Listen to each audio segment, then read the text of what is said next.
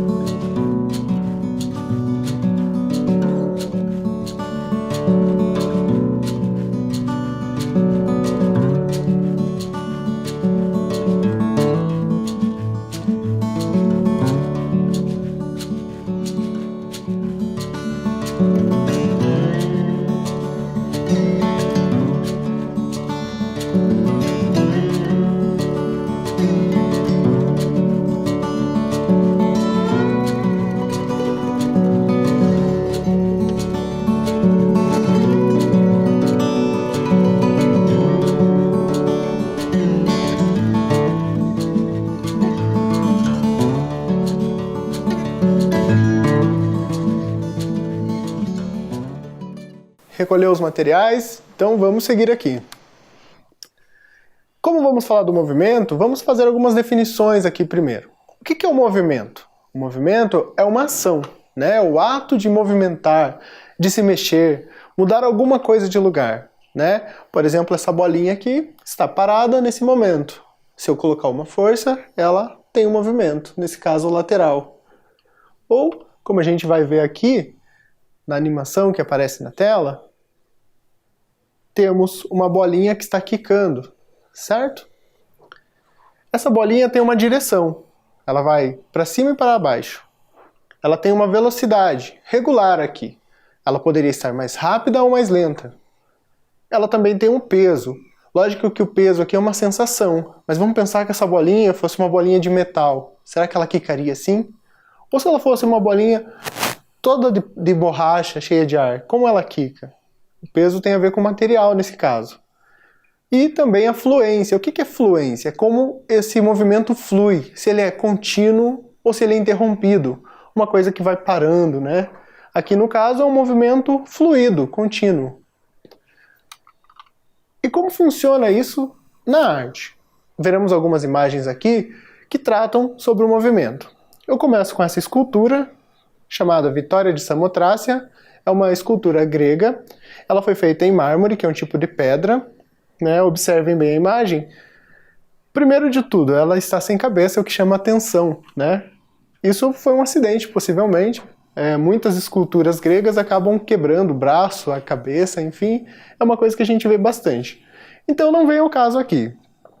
O que importa nesse trabalho é pensar como que o movimento aparece aqui. Vejam, a figura não parece que está se deslocando, ela não parece que está caminhando e de repente se preparando para o voo. É uma figura que possui asas, né? Um corpo feminino. Percebam que o movimento também pode ser percebido nos tecidos que envolvem o corpo dela. Causa realmente essa sensação de movimento, né? A gente pode pensar naqueles elementos que a gente viu anteriormente. Qual é a direção desse movimento? Ela está indo para frente, certo? Qual é a velocidade? Parece que ela está se preparando para o voo, então a gente pode pensar que também pelo movimento do pano, ela está fazendo um movimento rápido. O peso parece que tem uma leveza. E parece ser um movimento fluido, mas aqui, vejam, é uma representação. É como se esse instante desse movimento estivesse congelado. E esse próximo trabalho aqui? Trata-se de uma pintura, o nome dela é Number 1A, é do Jackson Pollock, que foi feita em 1948. Por que eu trouxe essa imagem? Como que o movimento aparece aqui?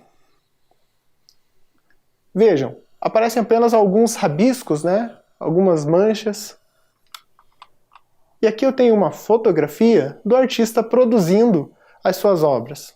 Esse aqui é um outro trabalho que o Pollock realizou, mas veja o procedimento que ele tinha. Como que ele fazia essa pintura? Ele estendia a lona no chão, colocava ali os seus potes de tinta com alguns pincéis e começava a lançar essa tinta a partir do gesto. O gesto é outra coisa importante que vamos falar aqui. Porque hoje estamos pensando no movimento em relação às artes visuais, mas o gesto aparece em outras formas de arte, né? O gesto aparece na dança, o gesto aparece no teatro, também na música, mas hoje nós estamos pensando no gesto enquanto artes visuais. Voltando à imagem, fica evidente aqui que a partir do gesto do artista, a imagem vai surgindo. O Pollock não estava preocupado em criar figuras, né? Então a gente já conhece também esse tipo de representação, trata-se de pintura abstrata. O que importava para ele aqui é que, a partir da sua ação, ficasse registrado ali o movimento. Então o movimento aqui é o registro da ação do gesto do Pollock, ou seja, como ele jogou essa tinta, é como ela vai aparecer na tela. Então o movimento aqui é o registro da ação do artista. Vamos seguindo. Veja essa outra pintura. É de um artista praticamente contemporâneo, que viveu a mesma época do Pollock, e ele faz aqui a imagem de uma pincelada. Então é quase que uma brincadeira, ironizando um pouco, o procedimento do expressionismo abstrato, né, que era o movimento que o Pollock participava, que o Roy Lichtenstein criou essa obra. Trata-se de uma serigrafia, não é uma pintura feita com pincel e tinta direto sobre a superfície, né? Então cria-se uma matriz em tela e você pode ir reproduzindo essa pintura quantas vezes quiser. Então a brincadeira consiste nisso. O Pollock, por exemplo, o gesto dele, cada gesto é único. Cada mancha de tinta que ficava era única, porque era uma coisa aleatória, impossível de repetir, né, e reproduzir. Aqui essa pintura do Lichtenstein, ele cria um gesto que ele consegue repetir várias e várias vezes. Outro momento aqui que o gesto aparece e o movimento é registrado é nessa série de fotografias em que aparece esse artista. Nós já vimos alguns trabalhos desse artista em outras aulas, né? Trata-se do Pablo Picasso, mas o trabalho em si é de um fotógrafo chamado John Milly. Ele é um fotógrafo albanês. Conta-se que, em 1949, ele foi visitar o Picasso e levou essa proposta de fazer essa série, né? E ele chega com um trabalho que ele já havia realizado, com uma bailarina, que registrava também o movimento da luz. O Picasso tinha uma certa resistência, deu 15 minutos para ele explicar, e no fim o Picasso gostou tanto do trabalho que eles fizeram uma série.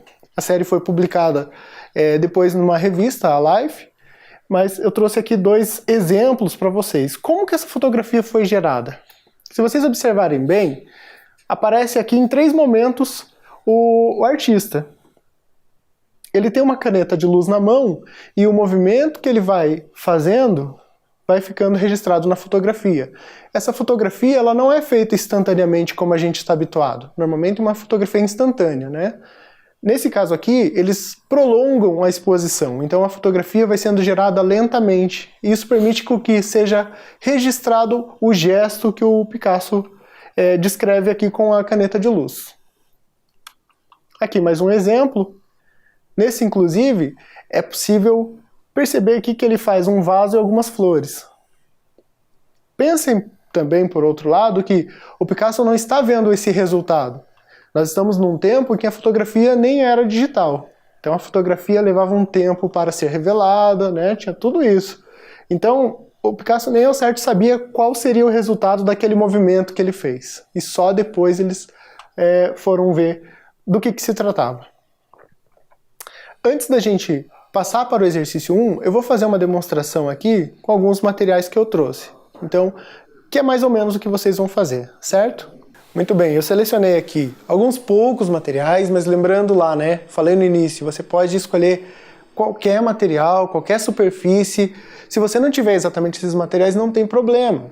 Por exemplo, se na tua casa tem um quintal, uma parte que tem a terra, você pode fazer esse exercício, inclusive, pegando um pedacinho de madeira, um galho, né, de uma árvore e riscando no chão. Então não tem problema que qual é a superfície que você vai fazer o desenho e qual material que você vai usar. O importante é exercitar o gesto.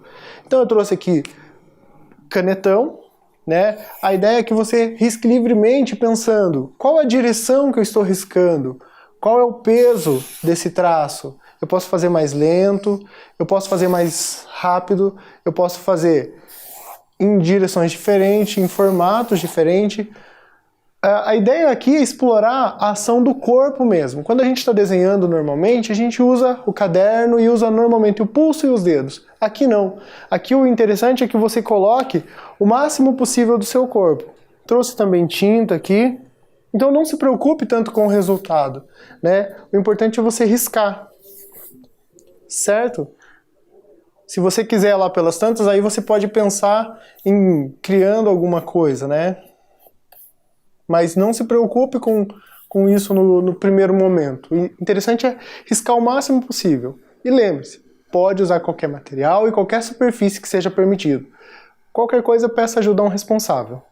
Então, as instruções para esse exercício são: desenhe livremente explorando as características do gesto, aquelas que a gente já falou anteriormente, a direção, a velocidade, o peso e a fluência. Não é necessário fazer um desenho figurativo, só se você quiser. E lembre-se de registrar a experiência, né? Se você não tiver como fotografar o seu desenho, vá lá no seu caderno e conte um pouco de como foi essa experiência. Diga que materiais você usou, o que você achou, se você gostou, se não gostou também, pode ser sincero. Você vai precisar então desses materiais, pode ser papel, papelão, o chão de terra, uma parede lavável, né? Por exemplo, há paredes que têm revestimento, você pode usar uma canetinha à base de água, porque depois é possível lavar, mas peça autorização dos responsáveis.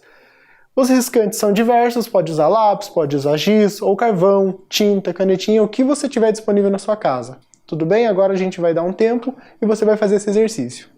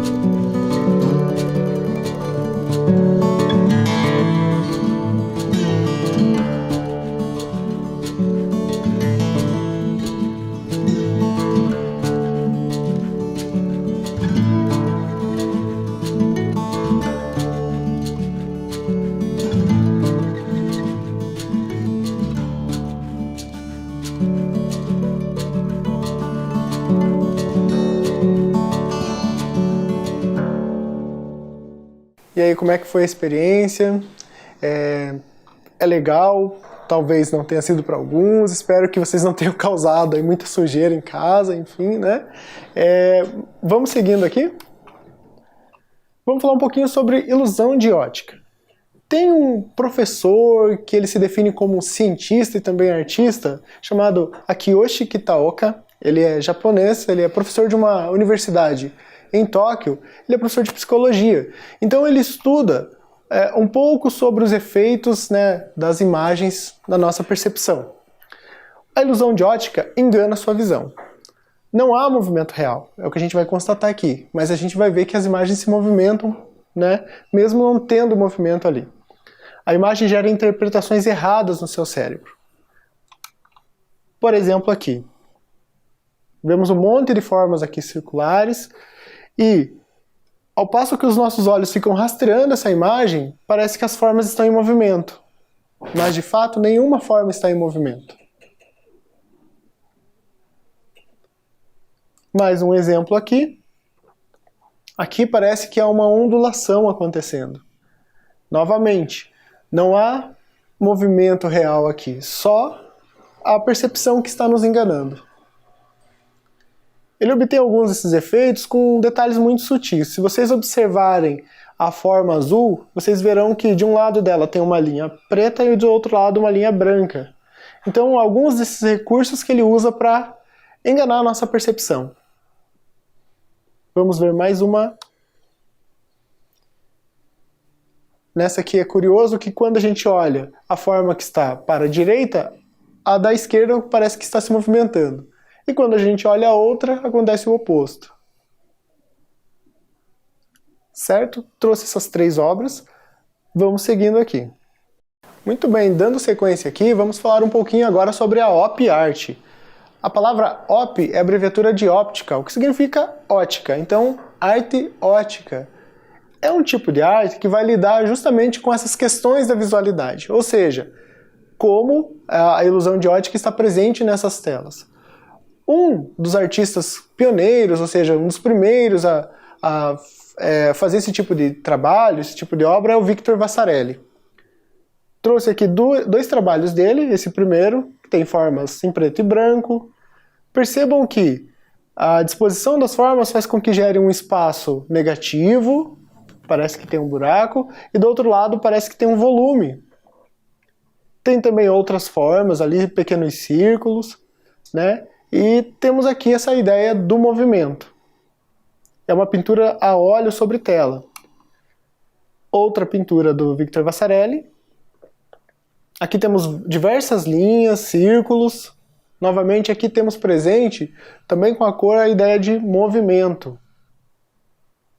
Os artistas da Op Art em geral exploravam formas geométricas, tudo que pudesse dar esses efeitos. Trouxe outra artista, é uma artista argentina, o nome dela é Marta Botto. Aqui eu tenho uma pintura dela, usa dos mesmos recursos, formas geométricas, circulares, a cor também é presente, né, ajuda.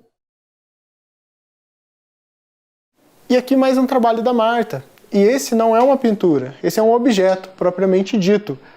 Como que funciona esse objeto? Ele tem uma estrutura no centro que sustenta todas aquelas formas ali que a gente vê na cor rosa, magenta, né?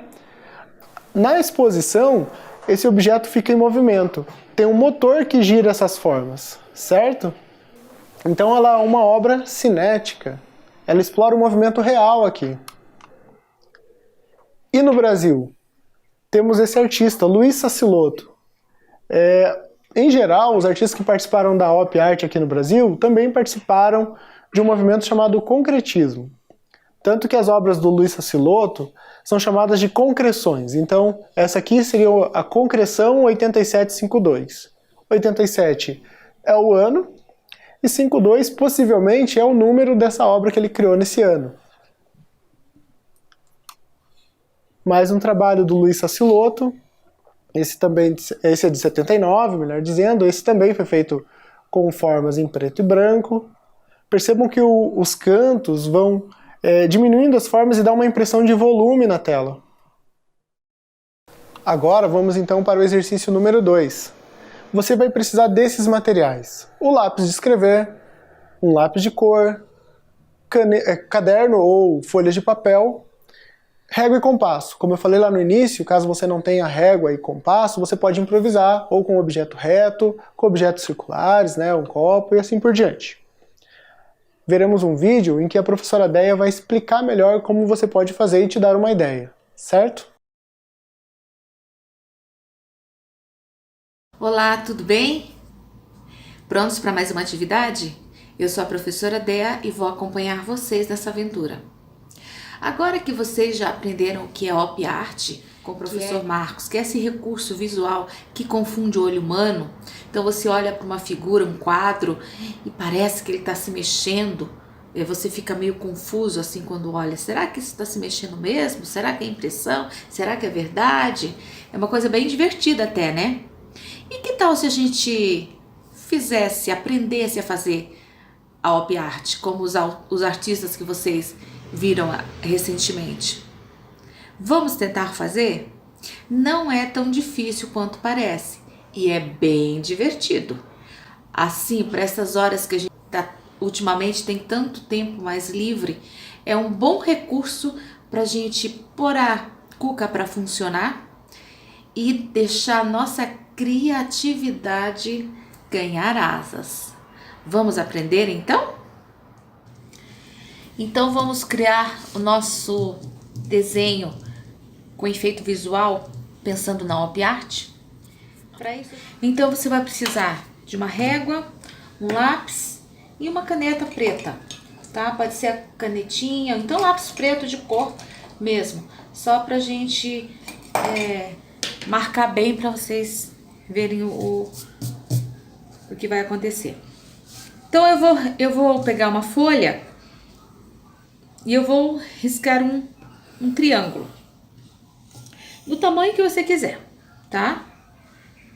O meu aqui eu tô fazendo 13 por 13 por 13.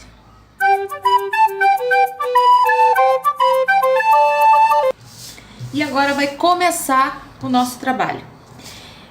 Vocês estão vendo que eles têm 3 cantinhos, né? Esses 3 cantos aqui. Então, toda vez que eu for fazer um risco, eu vou construir triângulo dentro de triângulo. Eu vou começar lá dessa pontinha, bem da pontinha, e vou puxar uma linha até aqui. Vocês estão vendo que aqui ele já está distante do cantinho. É isso que nós vamos fazer. Terminei isso aqui, eu viro minha folha e vou fazer esse cantinho. Começo desse último cantinho que eu fiz aqui. Puxo aqui do cantinho e olha aqui, não encosto nesse. Viro a minha folha, começo nesse cantinho e vou até aqui. Percebam que aqui não encostou de novo. Venho aqui, sempre eu vou começar do último, o risquinho que tá mais dentro. Faço a mesma coisa, vou até aqui. Viro e vou fazendo assim até o final. Começo lá do cantinho e vou fazer.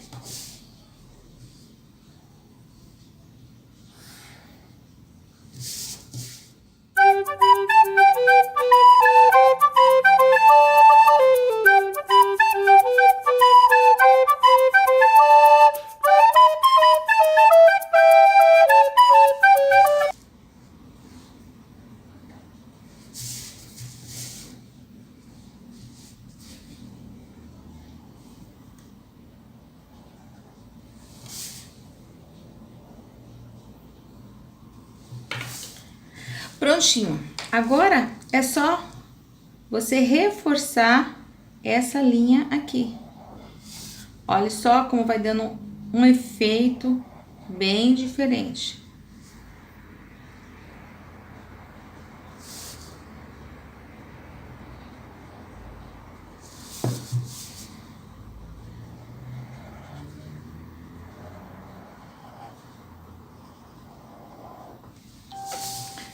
Tá aqui a nossa OP Art. E a partir desse triângulo que você construiu, você constrói outros. Por exemplo, aqui. E eles não precisam ser exatamente do mesmo formato. Eles podem ser mais deitados, uma parte maior que a outra. Ó, fez aqui, aí você começa de volta a fazer tudo de novo. Como você fez no começo. E vai sempre girando.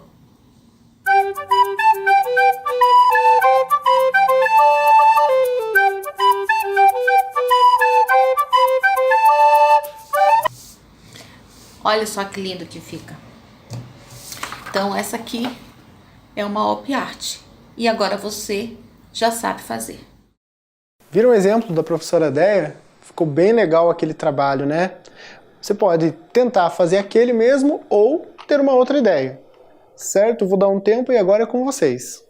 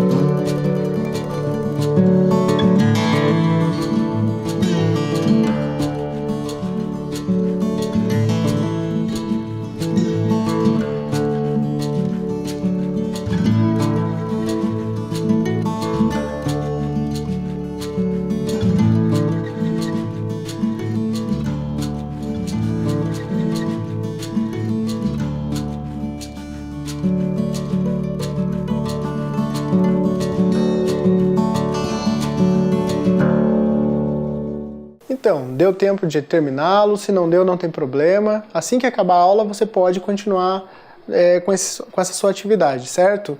Por aqui nós estamos encerrando.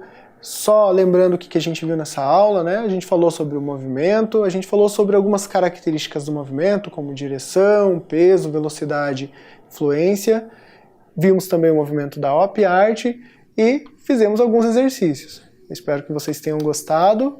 Por hoje é isso. Até logo!